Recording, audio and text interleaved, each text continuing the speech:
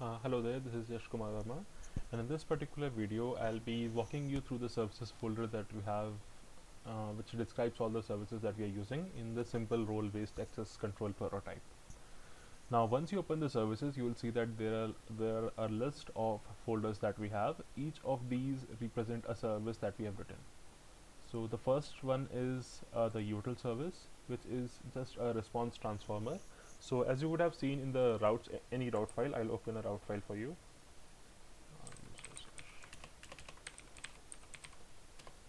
So as you can see that we are not manually creating the responses. We're just passing the data to a function that is named as success to response wrapper. So this is defined over here, success to response wrapper, and it ensures that we are every time we are sending a response, we send a proper structured uniform telling if there is error or not, and a particular message if we have to pass to it, and the payload that's there. So payload is basically the data that we are sending, and it returns the format in the which is described in this particular interface, route response interface, and this is used by all the responses that are being returned by the application.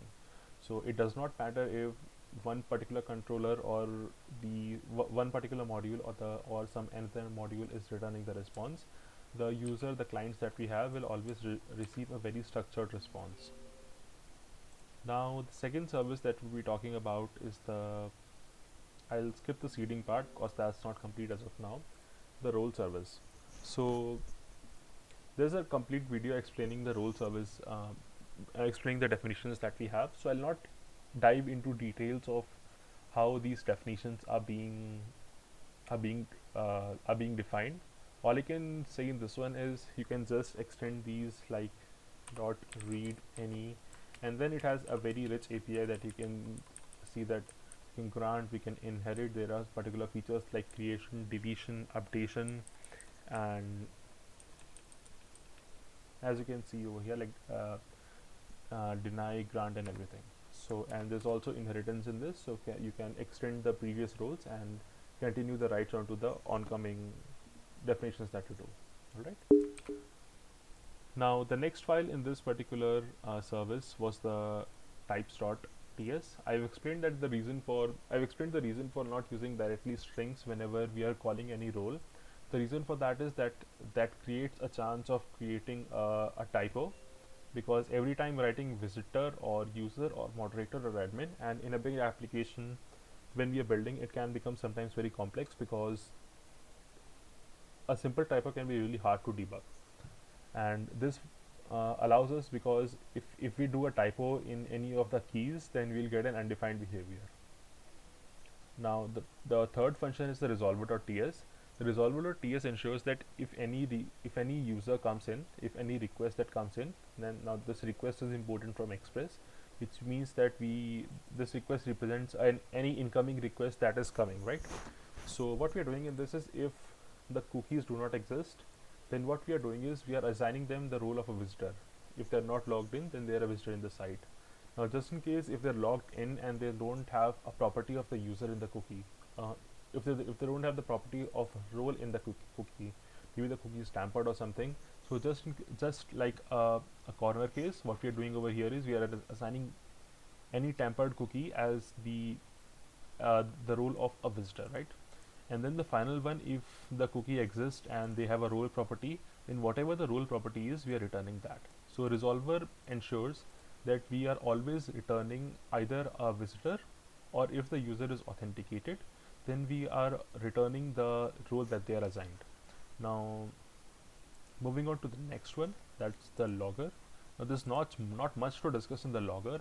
We are simply using the functions that are provided by a library called Winston, and here we are defining the type of transporters. Transporters are basically that take your logs from the application and dump them into either the files or the consoles. So as you can see over here, so these are just the definitions that we have for those, and that is it. So one really nice feature of these is when running the test, as you would have seen in the screenshots, you will not see the logs because you can systematically switch off the logger while running tests, and you can directly see the test results instead of seeing the detailed logs of each and every line. Now moving on to the next service that we have, responses is done, loggers is done, and the interface. Now this basically controls the interfaces that we are using. So the controller response we have not like, this is just to ensure that if just in case if you are using any uniform method for sending controller responses, those are supposed to come here. And since the controllers are returning a varied sort of a varied structure of data, so this was not required. And the routes.ts file, as I've already explained in one of the videos, which explains how the router is working and the services which are sending a clean response. So as you can see, it loads the interface from the route. So this is the central storage of the interfaces that we have. The next is the databases. So we're using two types of databases in this particular prototype. The first is Mongoose and the second is Redis. So we have defined the Mongoose configuration over here, and just call out that we are not actually adding something that the user needs to edit over here. As you can see, we are loading everything from the configs, right? So this allows that once we have declared this file, there's no need to edit it again and again, and everything's loaded from the config file. So this just ensures that the database is connected, plus we specify particular configurations that we pass. And if there's an error, it logs out, and this particular function is called out in app.ts when we are launching an application. Similarly, we have a similar setup for Redis, and that's it. Now the cookie part. Now the cookie decoder is something that's kind of really huge, and okay, I'll explain it in this particular video. So what we are doing is we are basically defining a middleware, and that's being used in app.ts. So in app.ts, if you see over here, we have included a cookie decoder, and this cookie decoder is defined over here. So what it returns is it defines a middleware. Now this middleware spans from here to here, and once you have defined the middleware, we are just returning it. So we are not doing much in this. What we are doing is we load the cookie name that's there. So the first thing that we do is we load the cookie name that is there in this particular line, and then we get the token that's there in the cookie. Like if the token's coming from the cookie in the request property, then we load it. If the token is undefined, then what we do is we just transform the request body and set the cookie to false. Now every time we are not allowing all the internal controllers or all the internal routes to access the cookie property or work up with the cookies, because that can be a bit difficult to maintain in the long run. So what we are doing is we are modifying the request body, and whatever data that the user sends is transformed into a .payload payload property, and whatever data that the cookie has is stored in the cookie property. So once the request passes through this particular middleware, that's the cookie decoder. If the cookie exists, then we load the cookie data, and if it doesn't, we set the cookie property to false, and then we run the next function. It ensures that we return the control to the next middleware layer that's there.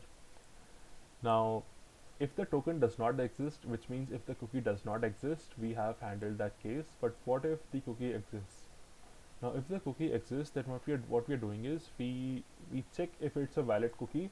Now to do all this, to add a time frame to the cookie, to ensure that the cookie is not tampered with, to ensure that the cookie comes in a particular format, and to ensure that basically everything that's related to authentication, we are implementing the cookie using a JWT, so that we can add the timestamps, we can add the issuers, we can add all the security things that come with JWT and use it as a cookie. Alright, so what we're doing is we verify if the cookie exists and if it's a valid cookie or not. If it's not, then it means that the cookie is tampered with, so we just throw a bat request exception, which is it's an invalid token. And if it's a right cookie, which means it is a cookie that is legit and it's not tampered with, then we just decode the data that's stored in the cookie, and then we again transform the request body.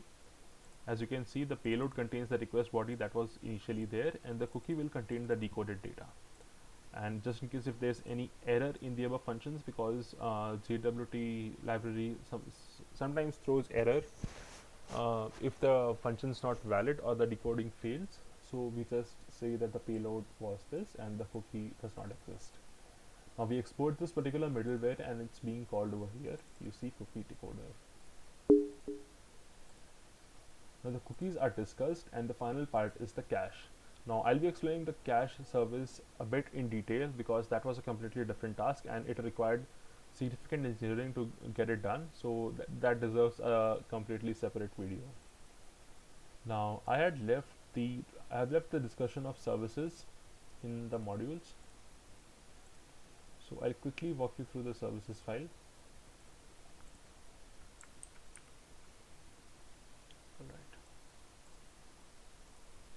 So as you can see in this particular service, these are essentially somewhat the same thing that the ORM provides us, like find all, find one, create, delete. We have just added a very thin layer of abstraction so that it can be easily called by the controller and also by other modules, because the auth module would be interacting with the user service, because they also need to work up with the user document.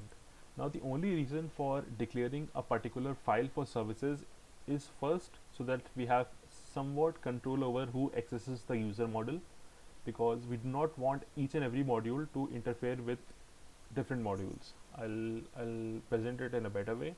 We do not want the functions in the auth module to have control to the user document, to the user model, to the basically we do not want to give complete access to the database files. That is the main motive. So if the auth controller needs to do anything, they would do it via services, and it will ensure that the auth module does not call any vague function. Like if I walk you through the controller's auth controller, you will see that they're calling the user service. Now when they're calling a user service, the first we ensure that we are not giving complete control over the user model, which in turn gives complete control of the user documents that are stored. So first that promotes encapsulation of data, and the second part is it allows it gives a fairly nice readability of code, because a developer working on the auth module does not necessarily need to understand what's going on in the users module. Now this is a fairly simple prototype, so it does not matter much in it, but once the project size grows, it kind of becomes very significant. So they have pre-built functions in the user service that will allow them to do whatever they want to. So assume that I am a developer. So once I do user service dot, and I can see that all the methods that are being provided by the user service. And if I am just reviewing the user modules control, I can see that the user details are coming from the user service, and we are finding just one document by email and password by providing the email and password. I do not need to think more into depth about what's going on in the user service or do the error handling part that's being done by the service itself. Alright, so we were on the user service. And an interesting part and the second most important thing about declaring a specific service.ts was, if you see these tiny @cache decorators. Now these come from the services. Now these come from here, the decorator.ts. Now as you can see the cache, import cache from services /cache /decorator or decorators. Now what these do is these somewhat kind of do magic, because they cache the responses of the functions. To enable or disable caching in any of the service, all you have to do is just include @cache, and that is done. That is really done, because if I expand the code base, now you will see that you would nowhere see calls being made to the Redis client, or you would nowhere see comparisons being made. We are nowhere checking if the index exists in the cache, and then we are returning if it's a cache hit or a cache miss. All you see is just a simple @cache, and everything is taken care of. Now that is the reason I'll be explaining how this @cache works, and how this basically automatically caches the function responses, and how much cool it is in the subsequent videos. So I've completely explained the project structure that we have. I've explained all the services that are there apart from the cache, because that would be done in a separate video. And that is it. This particular video is done with, and thank you.